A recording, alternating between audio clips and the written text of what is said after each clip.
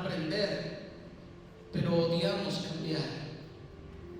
Y por eso es que hoy volvemos a repetir, somos la esperanza de este mundo lleno de heridas.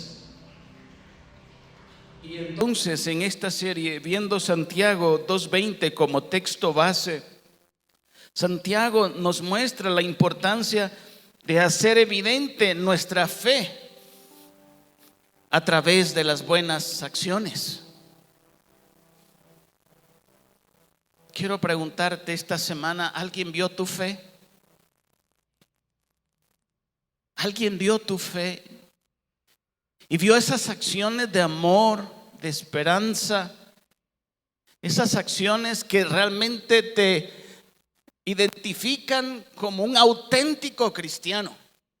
Porque Jesús dijo eso: por el amor que hay entre ustedes sabrán que son mis discípulos. Qué hermoso esto. Es desafiante. El buen samaritano y su amor al necesitado. Eso fue la prédica de la semana pasada. Versus sacerdote y levita, que conocían tanto de la palabra de Dios, pero no eran sensibles a la necesidad. Te vuelvo a preguntar, ¿qué pasó esta semana cuando vistes una necesidad? ¿A quién imitaste? ¿A ese buen samaritano? Porque el ser iglesia no se trata solo de reunirnos el domingo. Somos iglesia hoy en la tarde, lunes, martes. Por eso la pregunta que hacíamos la semana pasada es: ¿qué hace la iglesia cuando no está reunida? ¿Cómo van a saber mañana que somos iglesia?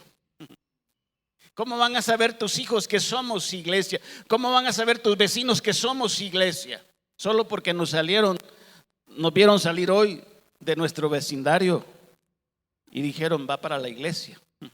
Porque ellos duermen el domingo en la tarde y nosotros salimos temprano. Felicidades a todos, porque wow, están siendo tan puntuales.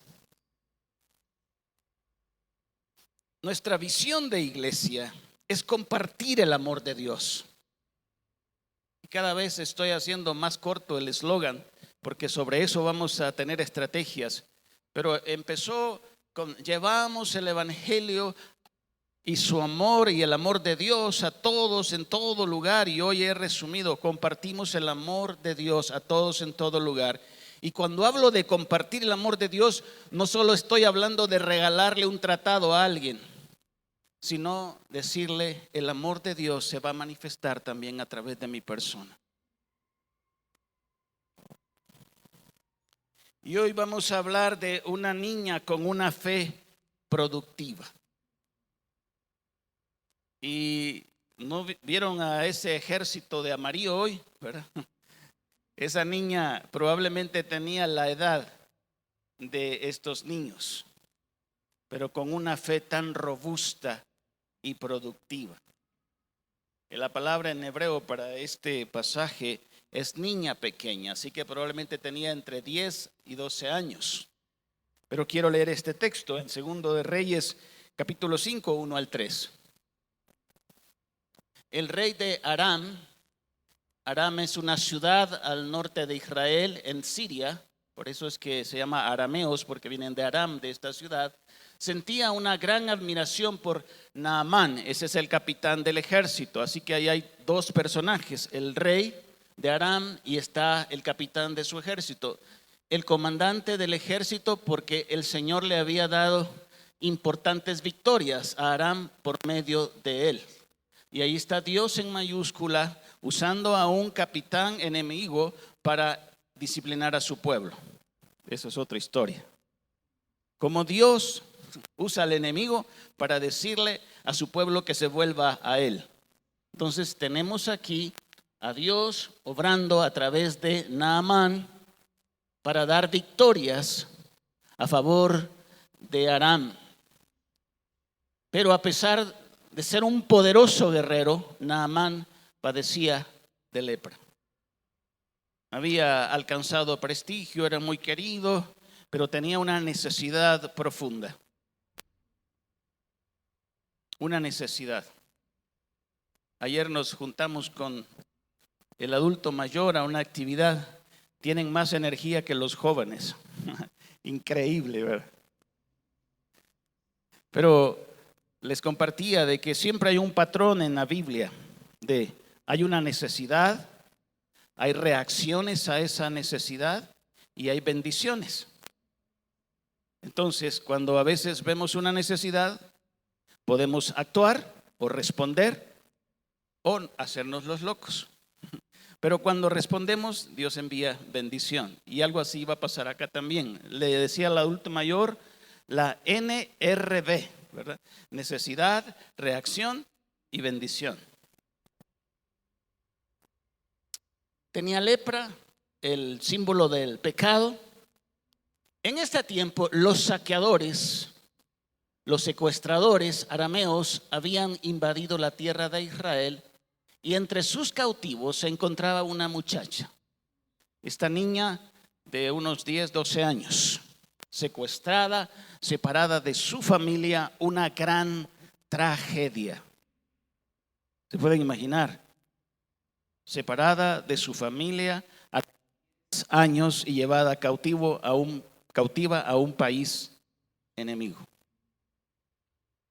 a quien habían entregado a la esposa de Naamán como su esclava. Este texto es así bien suave, pero la palabra es que era una esclava. Y el otro verso dice: cierto día la muchacha, la niña, le dijo a su señora: si mi amo tan solo fuera a ver al profeta de Samaria, él los sanaría de su lepra. Esta niña va a ser un modelo para nosotros hoy en cuanto a fe productiva. Es su enemigo, es su secuestrador,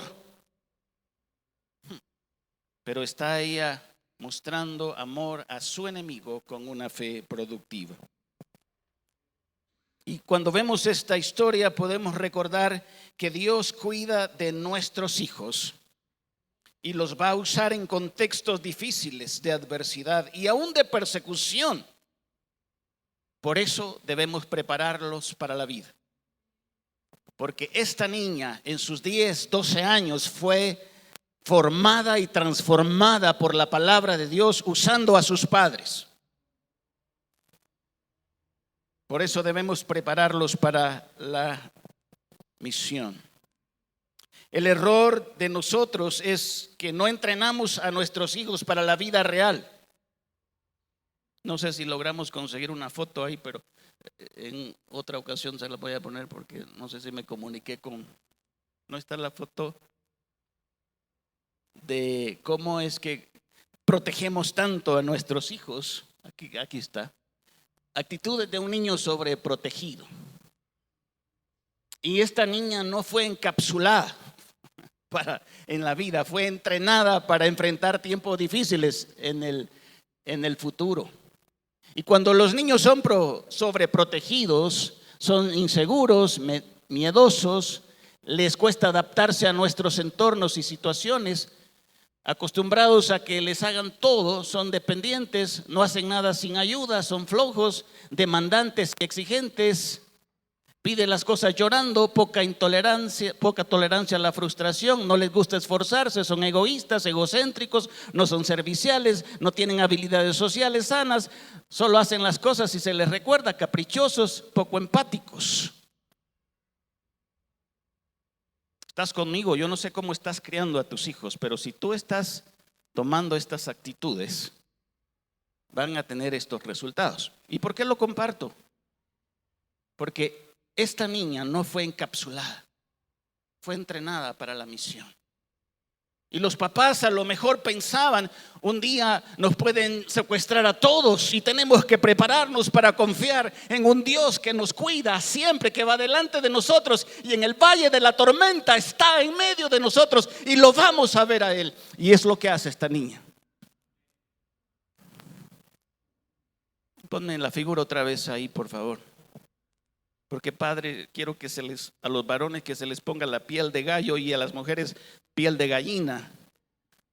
Cuando nosotros vemos todo esto, este es el futuro de nuestros hijos, si no los entrenamos para la vida y para la misión.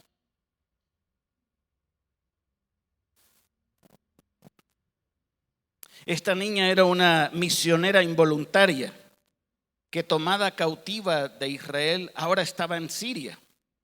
Sin embargo, Dios permitió que la tragedia de su cautividad tuviera un propósito más grande.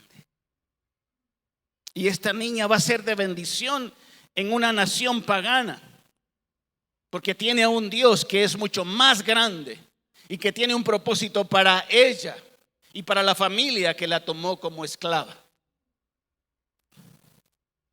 Esta niña, ilustra las formas misteriosas en las que Dios actúa. Por eso decimos, ella seguramente fue criada en un hogar temeroso de Dios. No obstante, fue arrebatada de su familia a esa corta edad. Fue una pérdida irreemplazable para esos padres. No me puedo imaginar lo que ellos estaban pensando. ¿Dónde está mi niña? ¿Qué está haciendo? ¿Cómo la están tratando? Pero de seguro estos padres temerosos de Dios confiaban en un Dios que estaba también allá en Aram y que cuidaba de su hija. De seguro podían lamentarse, pero sin embargo han de haber pensado que Dios la podía usar de una manera sencilla donde quiera que estuviera, porque había sido preparada para la misión. Y en esta historia hay 5 personajes y no tengo tiempo para cubrir los 5, me voy a concentrar más en ella. Pero en esta narrativa tenemos al Dios de Israel, el Dios de Aram, que cree, porque dice el rey de Aram, que es el jefe de Naamán, él dice, sí, aquí propusieron que hay sanidad allá, entonces debes irte. En la historia también está el Dios, el rey de Israel, no sé por qué estoy mencionando a Dios, el rey de Israel, que no cree que es una estrategia para vencerlos. Pero tenemos a la niña con esta fe. Tenemos a Naamán, que sí está creyendo, pero es orgulloso, porque él dice, ¿cómo me van a meter ahí 7 veces a Matitlán, teniendo a Titlán allá? ¿Verdad? Yo quiero a Titlán. Un hombre que quiere hacer las cosas a su manera. Yo no me voy a meter en ese río lodoso. Por lo menos llévenme a Semuc Champey, ¿verdad? Esa es la idea que él está pensando, porque él dice, pero si allá en Siria tenemos unos ríos preciosos, allá en Damasco, ¿cómo es que vamos a hacer esas cosas a esta manera? Al final lo convencen. Y tenemos a Eliseo, el profeta. Así que hay 5 personajes en la narrativa. Y cada uno tiene una lección para nosotros que podemos aprender. En el verso 1 vemos este capitán valeroso, que es arrogante, es un gentil, o sea, no es israelita. Así que además de ser un enemigo, pues no pertenece a la nación de Israel. Es un enemigo peligroso porque Dios lo usa para vencer a su pueblo. ¿Qué tal? Esas son las formas que uno no entiende a veces. Cómo Dios puede usar a un capitán enemigo para vencer a su pueblo, porque Él tiene propósitos didácticos y de enseñanza. Es un abusador, es un secuestrador, porque tiene esclava a esta niña. Pero tiene esa necesidad, tiene lepra. En pocas palabras, lo tiene todo y no tiene nada. Porque ni socialmente tiene vida, porque todo el mundo lo aísla. Allá está Naamán, el gran guerrero, el valeroso, pero no se junten con él. ¿Qué situación? Hay una necesidad. En el verso 1 es lo que leímos. Pero nos encontramos con esta niña con una fe productiva, Segunda de Reyes 5:3. Cierto día, la niña, la muchacha, le dijo a su señora, si mi amo, si mi secuestrador, voy a leerlo aquí, lo tengo aquí, la misma versión. Cierto día, la niña, la muchacha, le dijo a su señora, si mi amo tan solo fuera a ver al profeta de Samaria, Él los sanaría de su lepra. ¿Cómo se llama eso? Fe productiva. Fue con su señora a decirle: hay esperanza para mi amo.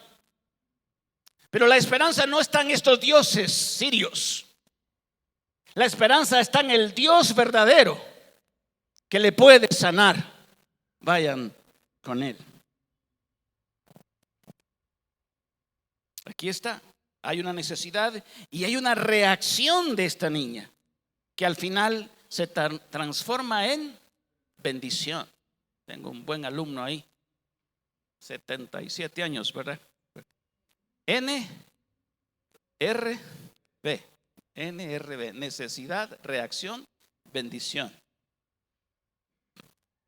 Y así es desde toda la Biblia. Podemos ver esto hasta Apocalipsis. Podemos ver entonces en el verso 2 la tragedia.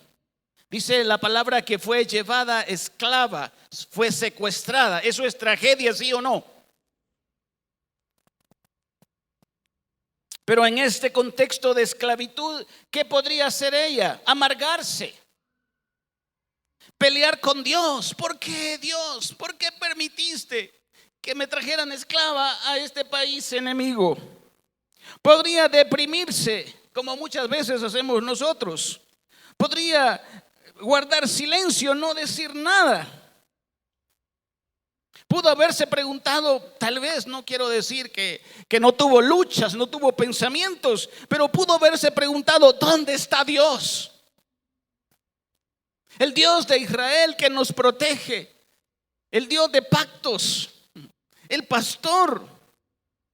Pero de seguro en su momento pensó, porque estas acciones, estoy suponiendo lo que pudo haber pensado, pero pudo haber pensado: aunque no lo puedo ver, está obrando. Aunque no lo puedo ver, está obrando. ¿Estás diciendo eso en tu crisis actual? ¿Que no ves salida? ¿Que has perdido esperanza? Puedes decir hoy: aunque no lo puedo ver, está obrando. Eso es fe.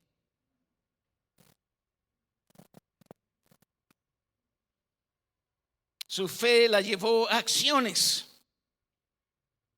Lo que vemos aquí es que es una niña amorosa, es una niña compasiva, aún con su enemigo, aún con su secuestrador. Ella lo que está mostrando es amor al enemigo, al que le hace daño, al que le hace bullying, al que la rechaza.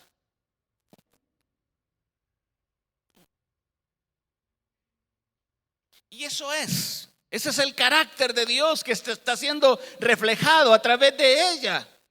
Porque Dios ama a todo mundo. ¿Y acaso Dios no nos amó siendo aún pecadores? ¿Acaso Dios no dice en su palabra: mas Dios muestra su amor para con vosotros, que siendo santos y puros, sin pecado? No dice eso, ¿verdad? ¿Qué dice? Que aún siendo pecadores, Cristo murió por vosotros. Ese es el carácter de Dios. Y cuando hablamos de una iglesia que sana heridas, es una iglesia que muestra el carácter de Dios, no solo con los que nos caen bien, sino que aún con nuestro enemigo.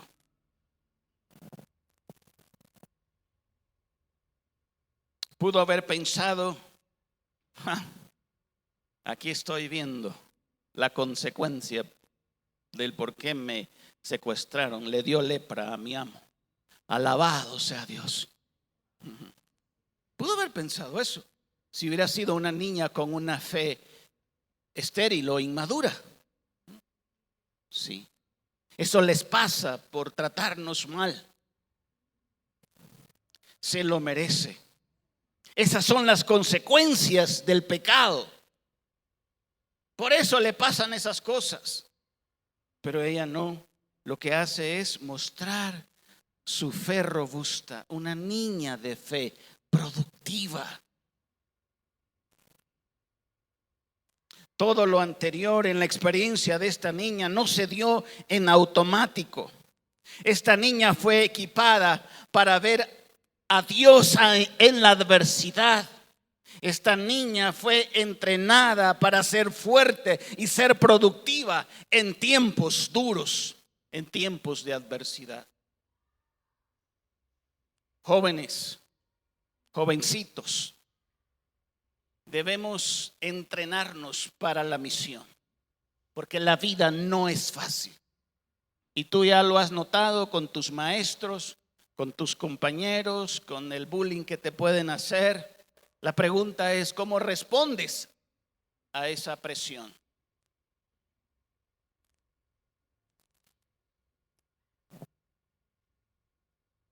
Quiero dirigirme a los padres y también a los jóvenes. Y quiero hacer esta pregunta ya en conclusión y aplicación de este corto mensaje. ¿Cómo equipamos a nuestros hijos para la adversidad? Uno no quisiera que a José lo hubiesen vendido sus propios hermanos.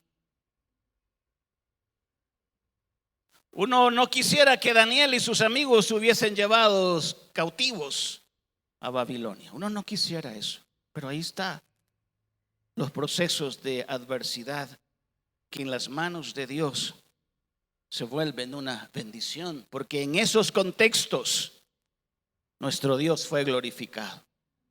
Por estos jovencitos que salieron de esas tierras donde estaban bien a lugares áridos, difíciles, pero en su corazón llevaban la fe, la confianza en un Dios que nunca los iba a abandonar, igual que esta niña.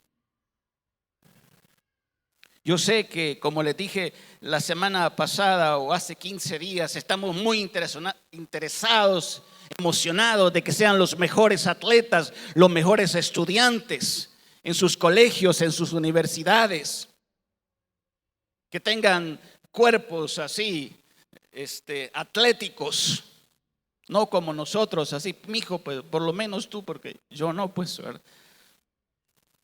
Pero saben una cosa, quiero preguntarte, ¿estás tan interesado en compartir con tu hijo y entrenarlo para la misión, para cuando vengan tiempos difíciles? Porque van a venir.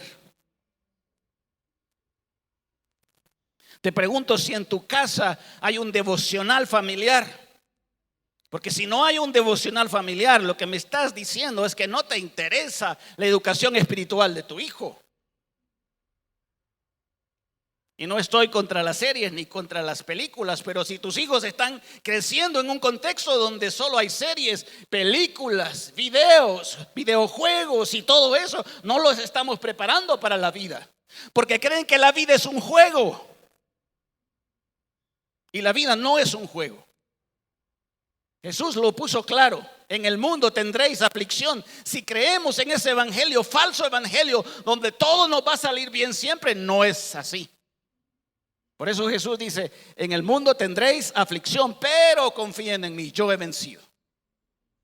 Así que la vida no se trata de series, de películas, de videojuegos.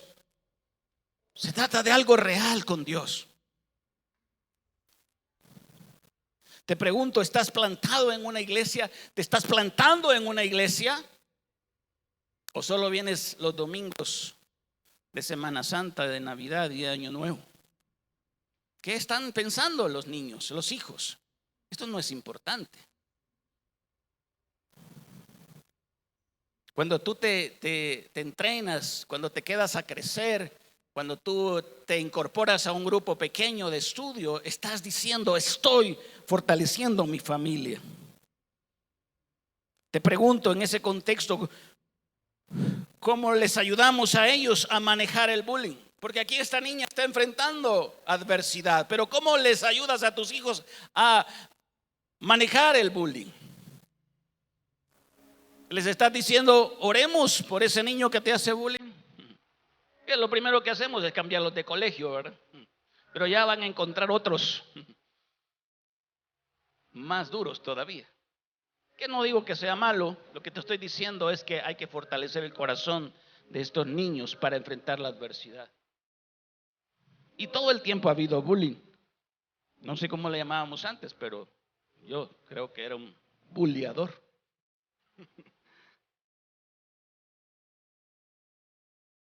Las lecciones que nos da esta niña. Pudo haberse preguntado, ¿dónde está Dios cuando las cosas malas pasan? Y no sé si te has preguntado eso últimamente. ¿Dónde está Dios en medio de todo lo que está pasando en adversidad? Pero ella lo que se preguntó es, ¿cómo puedo dar testimonio cuando las cosas malas pasan? ¿Cómo puedo dar testimonio de mi Dios bueno, fiel, bondadoso, que en los valles y en las tormentas está presente para darnos consuelo? Así piensa el ser humano. ¿Dónde está Dios? Ahí está. Y quiere usarte a ti para sanar heridas, para dar consuelo, para llevar esperanza. Cuando vemos aquí estos versos, no sé si los tenemos en 2 Reyes 5, 15 y 17, no los puse en rojo ahí. Miren, después Naamán y todo su grupo regresaron a buscar al hombre de Dios. Se pararon ante él. Aquí ya pasó la sanidad, se metió 7 veces en el río lodoso que no quería, pero Dios lo sanó y dejó su piel como la de un niño. Se pararon ante él y Naamán le dijo, ahora sé que no hay Dios en todo el mundo, excepto en Israel. Así que le ruego que acepte un regalo de su siervo. Su siervo, no es un capitán pues. Pero dice, ahora sé que no hay Dios. Dejémoslo ahí en ese. Ahora sé que no hay Dios. Dice en otra versión, Él es el Dios verdadero. Y no hay otro Dios, Él es el único. Y el siguiente. Pero Eliseo le respondió, tan cierto como que el Señor vive, a quien yo sirvo, no aceptaré ningún regalo. No estamos comerciando la fe aquí. Esto no se trata de obtener un beneficio.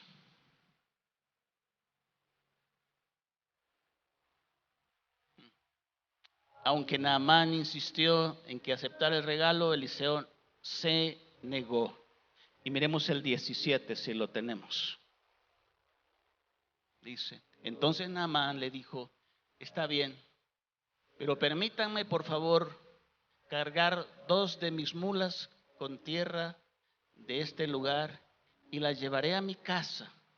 A partir de ahora, nunca más presentaré ofrendas quemadas o sacrificios a ningún otro Dios que no sea el Señor. Lo que él está diciendo,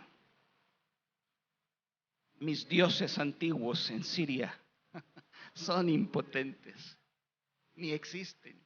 Hay un verdadero Dios y solo a Él voy a adorar. Lo que voy a ir a hacer a mi casa, yo estoy aquí agregándole al texto por lo que está diciendo, es que voy a ir a agarrar todos esos dioses que no son verdaderos y los voy a tirar a la basura. Porque ahora he visto al Dios verdadero y tengo una relación con Él. Y si voy a hacer un sacrificio, lo voy a hacer a Él. Pero ¿cómo se logró esto?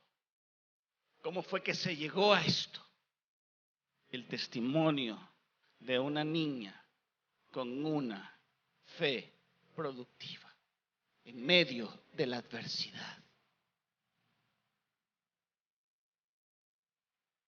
El próximo domingo deberíamos estar aquí llenos, sin espacio, porque cada uno de nosotros podría salir a buscar a nuestros amigos y decirles, hay un Dios verdadero y te invito a conocerlo. Pero a veces pasamos nuestros días, no me importa, yo voy el domingo a la iglesia. ¿Ya pensaste en aquellos que no conocen al Señor, que están en tu entorno y que como esta niña les puedes decir, hay esperanza para ti en tu dolor?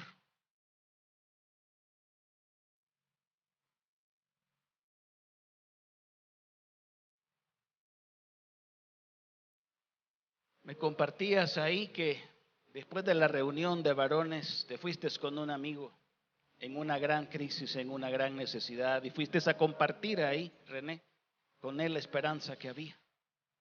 Dios abriendo espacios y puertas.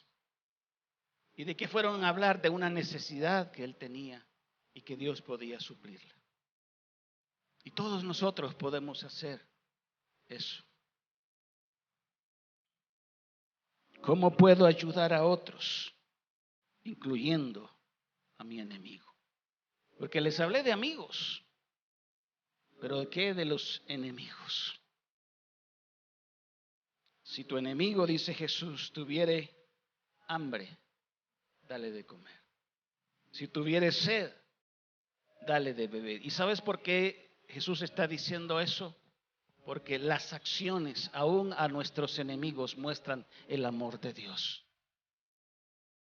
Y cuando tú cubres una necesidad, no importa quién sea, porque aquel sacerdote dijo, perdón, aquel intérprete, aquel abogado dice, ¿y quién es mi prójimo? Y Jesús le dice, tu prójimo puede ser, en la parábola, tu enemigo. Qué reto, iglesia, para los jovencitos, jovencitas, para los papás, la importancia de una iglesia que sana heridas, que prepara a los hijos para la misión, que se levanta a proclamar el amor de Dios con acciones. Porque no basta con decir, Señor, Señor. Él dijo, nunca los conocí. Me decían Señor, pero no hacían lo que yo les mandé hacer. ¿Cómo vamos? Retados. A mí me ha tocado muchísimo esto. ¿Y qué transición ahorita? Porque vienen ahorita este grupo de niños de amarillo que van a pasar, sus hijos, sus sobrinos, y van a compartirnos algo, van a cantar. Así que ya estamos en la transición. Está bien, están todavía con detalles, pero cerremos esta parte orando, puestos de pie.